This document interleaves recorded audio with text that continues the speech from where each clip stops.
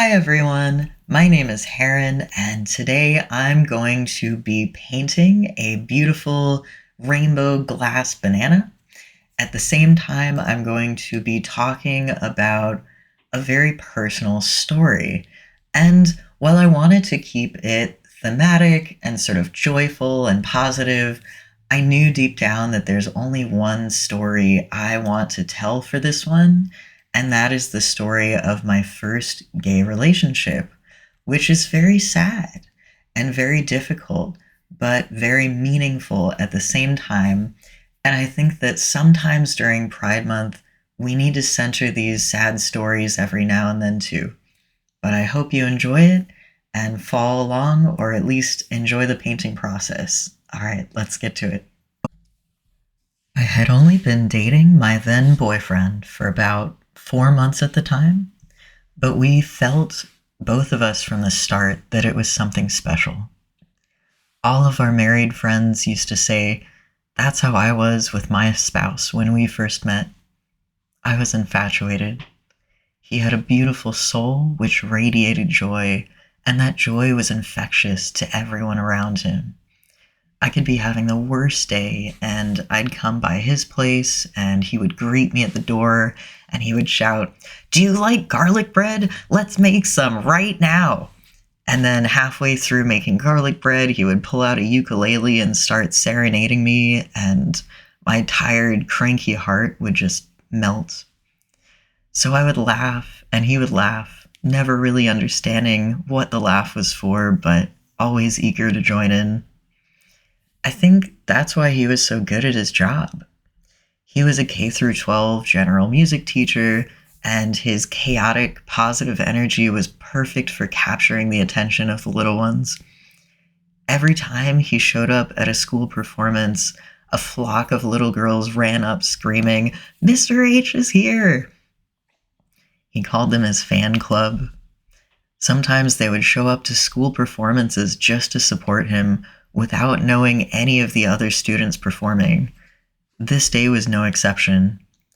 The high school was performing a theater production of The Wizard of Oz, and dozens of little girls showed up from grade school and middle school to see the performance, along with their favorite teacher. As we got into the car, I asked my boyfriend, "So tonight we're just friends, right?" "Yeah," he said, "I've decided I don't care if we know each other, but we can't hold hands at the school." I knew the routine by then. My boyfriend worked in a conservative school district. They had recently sent out school-wide emails on their policies regarding LGBTQ plus issues. Don't talk about it.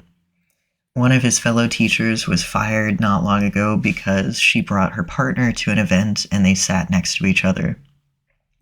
Another teacher was reprimanded for talking about his husband at school, and he argued that it was unreasonable because other teachers had photos of their wives and children on their desks. But it was a losing battle. My boyfriend often said, "I hope they fire me for being gay. I'll take them to court." But I told him to wait a few years because I had recently gone back to college and he had been trying to find another job for a while, but it wasn't a great job market. The idea of him having to move back in with his parents 5 hours away was devastating to me. He parked the car outside the school, and I squeezed his hand one last time and felt little butterflies in my stomach. We smiled at each other, and then we broke eye contact to open the doors. As we stepped out of the car, we became friends. We walked about a yard apart, not making eye contact, speaking in a low, casual tone. He slipped in backstage to join the orchestra, and I awkwardly followed at a distance. As he started to unpack and join his coworkers, he passively motioned to me and said, "Sit anywhere you want," without looking up. I glanced briefly around at his coworkers, trying not to look too out of place. I found a seat near the pit and stared at my phone for about half an hour. As I was staring down at my hands, I noticed the little bits of silver nail polish from a couple weeks prior, and I hastily scraped them off my fingernails, looking nervously around the room to see if anyone was staring at me. Little flecks of glitter flew across my pants, and I brushed them down to the floor until I felt suitably ordinary looking. My boyfriend walked over and told me he got a ticket for me a few rows up. I moved toward the spot, and he said, "I didn't mean you have to go there right now." "I felt awkward sitting up here," I said. It was strange trying to stay busy, trying not to make too much eye contact with him. So I walked up to the middle of the room and I sat by myself. As the children started coming in and testing their sound equipment, it was clear to me that we were not the only LGBTQ plus people in the room. I could tell that they felt safe in their musical theater group, truly one of the few safe havens in high school for LGBTQ plus kids. And this was The Wizard of Oz, after all. Although none of the characters in it are gay, the story of The Wizard of Oz has been beloved by the LGBTQ plus community for nearly a century. Of course, there are rainbow colors everywhere and glitter and camp, but the story itself is also relatable to us. A little girl runs away from her family because they don't understand her, and she ends up in a magical land where she has to discover her true self. At the time when the first movie adaptation came out, the Motion Picture Production Code, also known as the Hays Code, was in effect in Hollywood. The code banned any mention of homosexuality in film or television. All Hollywood films released between 1934 and 1968 had either no gay characters or a gay villain who had to be punished for their evil ways. So films like The Wizard of Oz were cherished by the gay community because we had no explicit gay representation for decades. It was clear to me that at least some of the children understood this cultural significance. The Cowardly Lion donned a bright red bow and made a few very flamboyant gestures. There were references to the musical Rent, and one of the boy characters was played by a teenager whose voice was unmistakably female. They seemed to be very happy in their short, boyish haircut and jeans jacket. They looked so much like my boyfriend. When my boyfriend was in high school, he was very much closeted. He would have proudly parroted the words of his parents and told you that being gay is a choice, and that people who choose to be gay go to hell. He also would have told you that he's a girl, and that girls can't become boys. He grew up a good little Catholic girl, and it wasn't until college that he realized he's transgender. It took me even longer to realize the same about myself. My family wasn't conservative, but the area I grew up in was. I saw children get beaten, shamed, and disowned for being gay. In fact, my middle school choir teacher was fired because a parent saw him kiss his partner at a house party once. The memory was so formative to me, I spent much of my life refusing to accept that I could be anything other than a straight woman. I was terrified of being hurt or losing my career. It infuriates me that we're still fighting this battle 20 years later. Not much has changed. Teachers are still being fired for who they love, children are still being forced to hide and deny who they are, and the people around us are largely unaware of this battle we're fighting. So right before the lights went down, my boyfriend ran up to me and said, "Here, take my cell phone. It's turned off, so it won't go off, but, if it does go off, it's better in the crowd and not in the pit." He was shaking a little with nerves, and I wanted so badly to be able to hold his hand and console him. I knew that even a tiny gesture like that could help him calm down.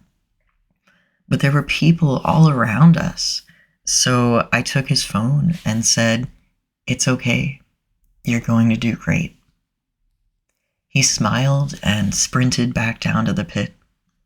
Not a minute later, A couple in front of me was switching seats around their 4-year-old son. The husband grabbed his wife's butt inches from their kid's face and gave her a wink. Hypocrites, I thought to myself. The show was fantastic. It was clear that the students and teachers really poured their hearts into this one. The audience was thrilled as well. At the end, I waited patiently and walked up toward the pit again. A high school girl wearing rainbow shoes beat me to it. She walked up to my boyfriend, handed him a dozen roses, and congratulated him on the show. I sat down nearby and waited. As he and I walked back to his car, I said, "So the students give you flowers, huh?" He told me that girl wasn't even from this school. She came just to see him. She had recently come out as a lesbian, and her parents weren't accepting. He was one of the few adults in her life who she felt safe around, who understood and supported her. He was almost like a substitute father figure. And yet, he couldn't tell her that he's transgender or gay.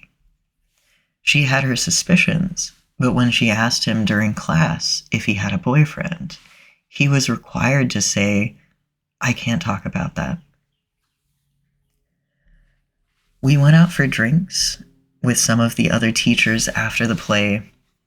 In the car, my boyfriend said, "The bar is within the school district, so we can't hold hands there either." Inside, we laughed and joked, and his coworkers made a couple gay jokes about us, but he sat with his back to me, and I leaned against the wall. At one point, our knees accidentally touched under the table. I felt little butterflies in my chest again, so I lightly bumped my knee up against him on purpose. He looked at me and grinned, and did the same thing back. We made a game of it, casually stealing a sip of each other's drink or bumping feet throughout the night. The group stayed out late, and it was midnight when we left the bar, but they were gossiping about the school, and they stood around in a circle for half an hour in the 40-degree weather. My boyfriend started shivering almost instantly from the cold. I tried yawning and hinting that it was late, but they just kept chatting. I wanted to put my arms around him and warm him up. It was midnight and the streets were empty, and yet I knew that all it would take is one drunk parent stumbling out of the bar and seeing two men hugging to end his career then and there. So I stood there, 2 feet away, waiting for it to be over, for us to go home and hold each other in private. After all, we wouldn't want to scare the children. I wish that I could tell you things got better from there. A few months later, my boyfriend and I attended a controversial school board meeting where they decided to implement a new bathroom policy. Anyone on the grounds must use the bathroom aligned with their sex assigned at birth. It was a long and eventful meeting, and halfway through, he and I realized we needed to go to the bathroom. But the single-stall bathroom was out of order. So we had to track down the janitor and ask him for help, outing both of ourselves as trans in the process. Fortunately, the janitor took pity on us, and he stood outside the men's bathroom and stood watch while each one of us used it, one at a time. Since my boyfriend looked very much like a man, and the students didn't know that he was a trans man, he couldn't use the women's bathroom at work. But he also couldn't use the men's room for fear of being arrested and banned from education. The nearest single-stall bathroom was half a mile from his classroom, which didn't give him enough time to go any time outside of lunch break. He stopped drinking water for the first half of the day. It was terrible on his physical health, and his mental health was suffering from the stress and anxiety. He ended up having to leave his career in education. Right now, as we speak, transgender rights are being attacked across the US, both on a federal and local level. So if you would like to show support to our community, here are some of the things you can do to help. Number 1, You can donate money to a trans or LGBTQ plus nonprofit like the Trevor Project. I'll post some links down below. Number two, you can call your local and state representatives and talk to them about the dire need to support the trans community. Number three, you can share this video with other people to raise awareness. Thank you so much. As always, take care, y'all. I hope you enjoyed this video. Stay safe, and I'll talk to you in the next one.